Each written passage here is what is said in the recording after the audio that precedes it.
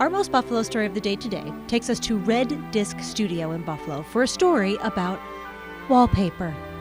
You heard me. And we are about to peel away whatever preconceptions you may have about it, revealing a whole different approach to hanging art. We are breathing some new life into that old manufacturing process and doing so in a way, one order at a time, printing on demand in a sense, by hand, but really breathing kind of fresh life into it as well. What we're doing here, I think, is really looking at a tradition of wallpaper manufacturing that goes at least 100 years back and further. The Burge Wallpaper Company here was making wallpapers, making even some of the designs that we're making again here today. This is rooted in a very important part of an artistic past of Buffalo. Well, the connection with the Birchfield Penny Art Center, and more specifically, the connection with Charles Birchfield. He was a wallpaper designer here in Buffalo first.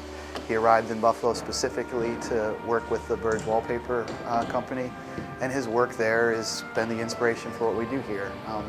Those designs and maybe even the aesthetics of those wallpapers were somewhat lost to history, and Red Disc kind of emerged with a very specific intention of breathing fresh life into that. So we are printing really in collaboration and with the blessing of the Birchfield Penny Art Center, designs that he had made for the Burge Wallpaper Company. And so that is, the core of what we do. That is this, as a matter of fact, was the very first design that was kind of reimagined and reinvented with that spirit in mind. It's such a special thing to have, and there's such artistry from what's on the wallpaper to how it's made. Yeah, there's, the papers tell a story, visually certainly. There's a vision of the artists who design the papers, and as our line of wallpapers have grown to include living artists and to include really intentional sort of celebrations, like a paper that celebrates Buffalo architecture, for instance. The thing that they all have in common is that they are telling a story, one roll at a time, but they're also inviting people to bring that story into their home or their office to actually participate in that story. So seeing a paper like this, the motif is certainly, exciting and beautiful and cool, but just what that makes you feel and how that transforms a space is what I think people are really attracted to. I want that feeling in my home or in my office or wherever. It kind of goes beyond just decor. It is a piece of art. I think so. We'll say on the regular, we're not covering walls, we're hanging art.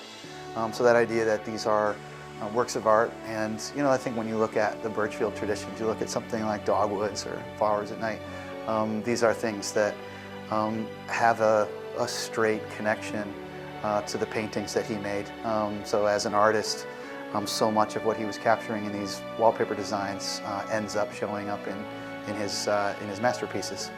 And you can learn more on Red Disc's website. And by the way, that name, Red Disc, is another nod to history, referencing the oldest known art found on the wall of a cave. And with that, we bring home another edition of Most Buffalo. This is Kate Welshofer. Be well, stay well. We will see you next time.